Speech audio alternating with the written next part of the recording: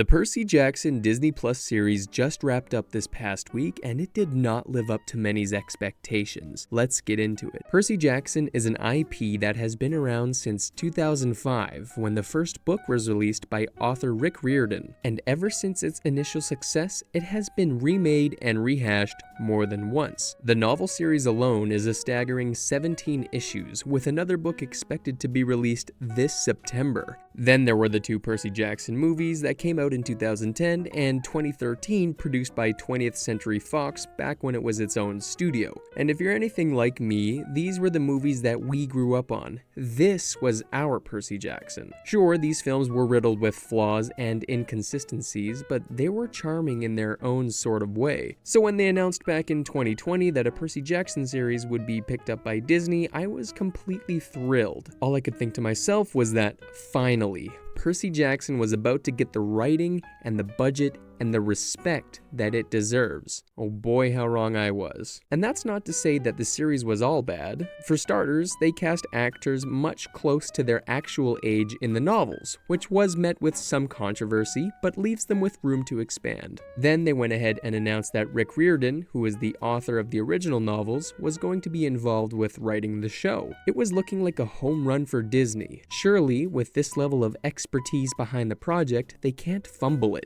can they? Fast forward to December 20th, 2023, the debut of the long-awaited Percy Jackson and the Olympians Disney Plus series. Finally, this was going to put Disney back on the map for TV and prove that Disney Plus originals can really compete against Amazon and Netflix. At least, that was the plan. The series started off strong with a 2-episode premiere and some amazing shots of New York City, all while subtly showing the mythical elements of this universe. We got to see Percy Jackson get his iconic sword and reach Camp Half-Blood after watching his mom get sent to the underworld by that Minotaur. The runtime for the second episode was a solid 43 minutes, and it delivered on what we wanted to see from the series so far. Fun action, a magical universe, and a little bit of lore. But sadly, this is where the show started to divert its path of uniqueness into that of a more generic fantasy show. A week later, episode 3 was released, and this was the one that I was hoping for the most personally. This is my absolute favorite part of Percy's adventure because it's where we got to meet Medusa. Medusa is such a tragic and scary character, and in the Percy Jackson lore, she resides in this cool roadside garden emporium where there are many beautiful statues scattered throughout her lair. It gets more dark once we learn that those statues are actually victims of Medusa and are hence frozen forever. So I was counting on this series to deliver, and it sadly fell short. The dialogue between Percy and Medusa was alright, but when it came to that pivotal moment where she is trying to kill Percy,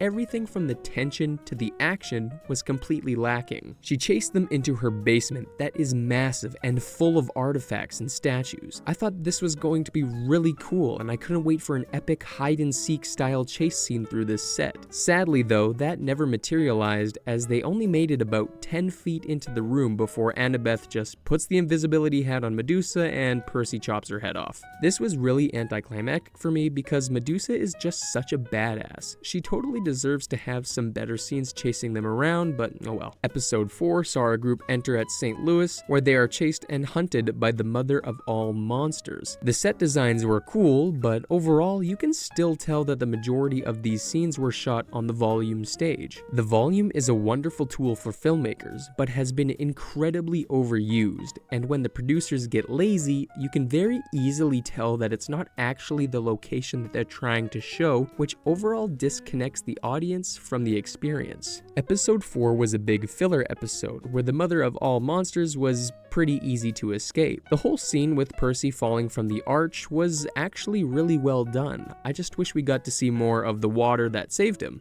That's another thing that I noticed was lacking in this series was the water. Percy Jackson is the son of Poseidon, the literal god of the seas, and sure, there are some cool moments using water, but for the most part, it's played like Poseidon is stepping in to save Percy rather than Percy himself actually learning to manipulate and use the water to his advantage. In the movies, Percy uses the water to meditate. He uses it to heal him. He uses the water as a tool and as a weapon, but when he does it, it's actually him using the water, rather than Poseidon just stepping in every time to save Percy. It really lowers the stakes while watching because you know in the back of your head that no matter what happens, Poseidon is going to step in and save him in some way or another. Episode 5 introduced us to Ares, who is one of my favorite parts of the show. Having the god of war be played by Adam Copeland was actually fantastic. Now, if you don't know, he became well known as Edge in the WWE and is one of the greatest wrestlers of all time. He fit the role for Ares perfectly. He was intimidating, weathered, and yet cunning all at once. Which is why it is so unfortunate that the only reason he's actually in this episode is just to send Percy on another fetch quest with Annabeth to get his shield back.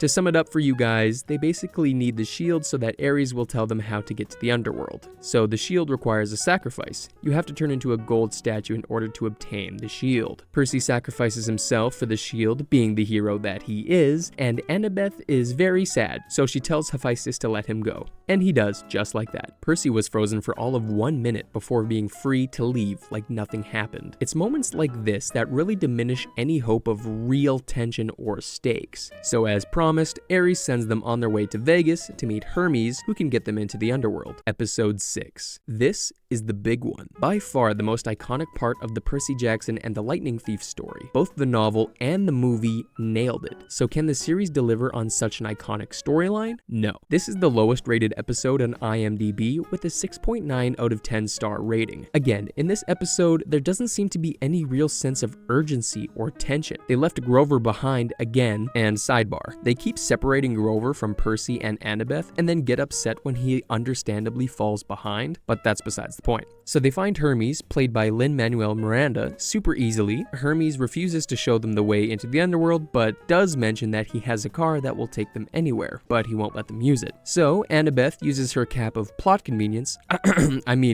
she uses her cap of invisibility to steal the keys to the magic car. The car then takes them to the West Coast, where Percy was supposed to meet his father, but instead he is stood up again. He just meets Poseidon's assistant instead. They give them the 4 pearls that instantly teleport you back from the underworld. 1 for all of them, and 1 for Percy's mom. Episode 7 started with our trio meeting Procrustes, who is Percy's half-brother and the guardian of the underworld. The entrance to the underworld is the staff room of this spooky mattress shop that Procrustes owns. So they make their way down there and meet Cerberus, the legendary 3-headed dog. Now, Cerberus was fantastic. I think they did a great job with him. The only drawback was that Cerberus actually ate Grover, but of course, Grover was completely unharmed and he was spit out within a minute, so there was actually no real tension there either. After Annabeth gets trapped by the root of regret, Grover starts to get pulled into Tartarus by the flying shoes. And Tartarus is the deepest pit in the underworld. That's also where Kronos, who is Zeus's evil father, is trapped. Percy saves him, obviously, while also learning that the lightning bolt was actually in his bag. Grover leaves, and then Percy talks face to face with Hades, who doesn't even care about the bolt, he just wants his helmet back. So Percy makes a deal with Hades that if he gets his helmet, he would release Percy's mom. Episode 8 and the finale starts off with a fight next to the sea between Percy and Ares. Ares should win, of course, but since it's next to the sea, can you guess what happens? No?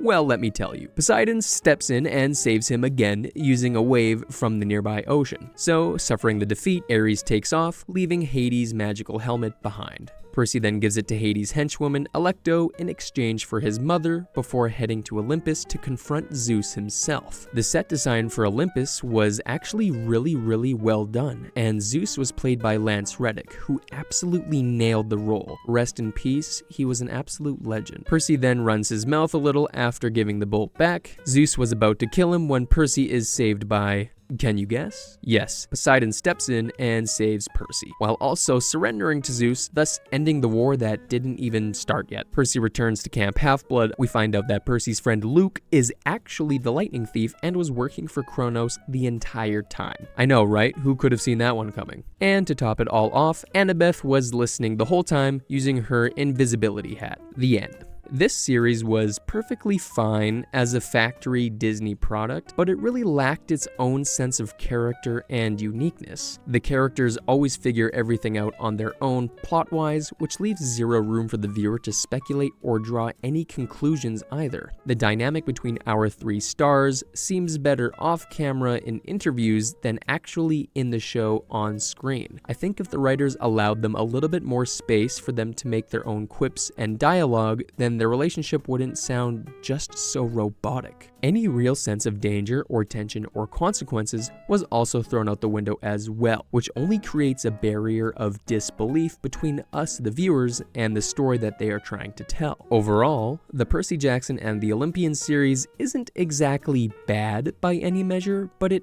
isn't great either. It's perfectly just okay. It's the equivalent of plain chips. Yes, they are edible, but there's just no flavor. Hopefully, with season 2 announced, they will expand on the good premises that were set up and start to find their groove a little bit more. But anyways, those are my thoughts on Disney's iteration of Percy Jackson and the Lightning Thief. Let me know what you guys think down in the comments section below, and if you want more of this kind of stuff, feel free to hit that subscribe button to the Posterman channel and give the video a like. It really helps me. Thank you guys so much for watching this, and I'll see all you guys next time.